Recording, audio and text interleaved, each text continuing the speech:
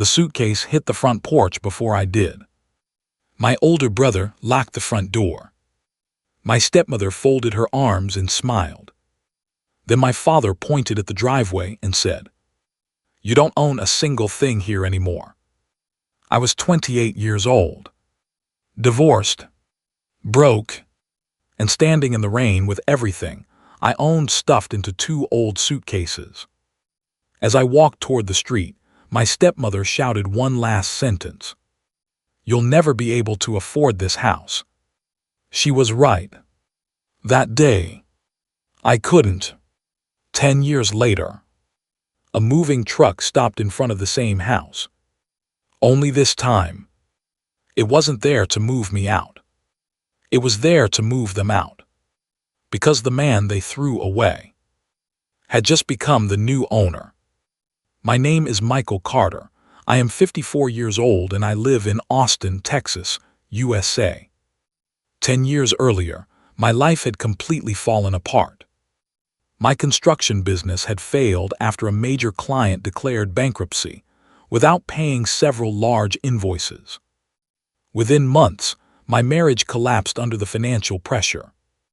I moved back into my childhood home, believing it would only be temporary. My father agreed. My stepmother didn't. From the first day, she made it clear I wasn't welcome. Every meal came with another reminder that I was a burden. Every conversation ended with criticism.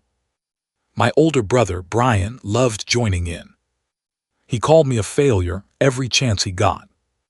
I kept my head down and searched for work. But before I could get back on my feet, they made the decision for me.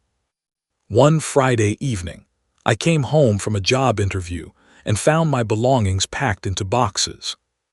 My stepmother calmly explained that she'd had enough. My father didn't defend me.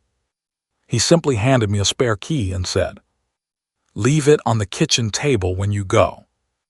I looked around the house where I'd grown up. Not one person asked where I'd sleep that night.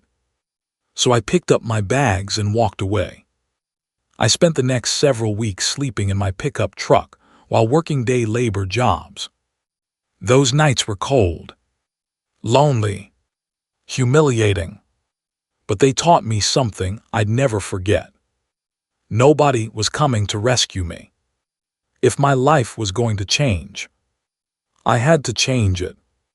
I accepted an entry-level project supervisor position with a commercial construction company. I worked harder than anyone else. Arrived first, left last. Within 5 years, I became regional operations manager.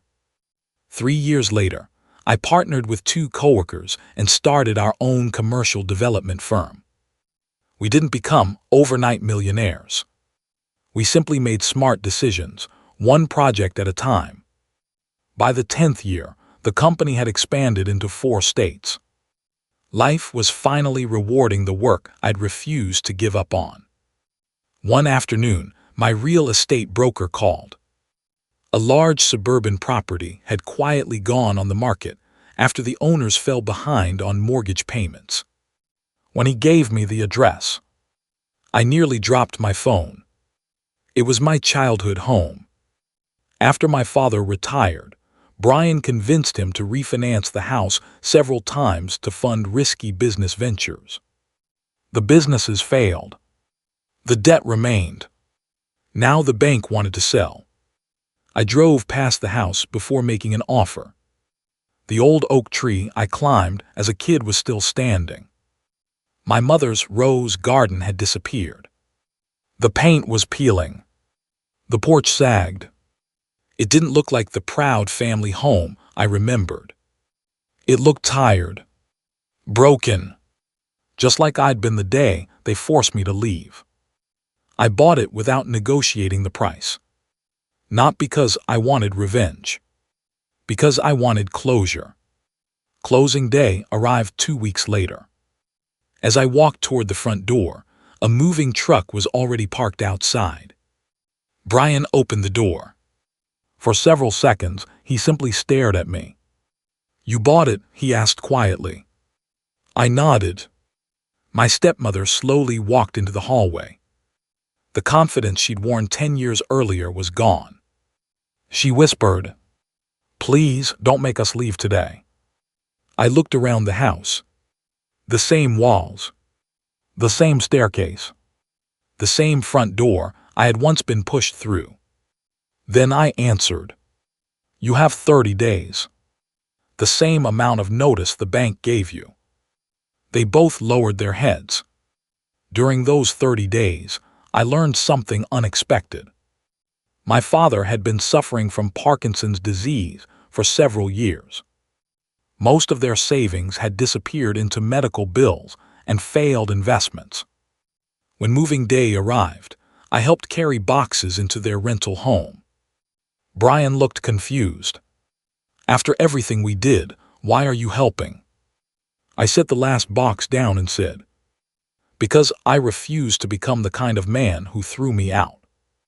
He couldn't hold back his tears. Neither could my father. After they moved, I spent months restoring the house. I replanted my mother's rose garden, repaired the old porch, hung family photos that had somehow survived all those years. For the first time since childhood, the house finally felt like home again. Today, I sit on that same front porch every Sunday morning with a cup of coffee. Sometimes people ask why I bought the house after everything that happened. The answer is simple. I didn't buy it to remind my family of their worst mistake. I bought it to remind myself of my greatest victory. Because 10 years earlier, they believed throwing me out would be the end of my story. They never imagined it was only the beginning.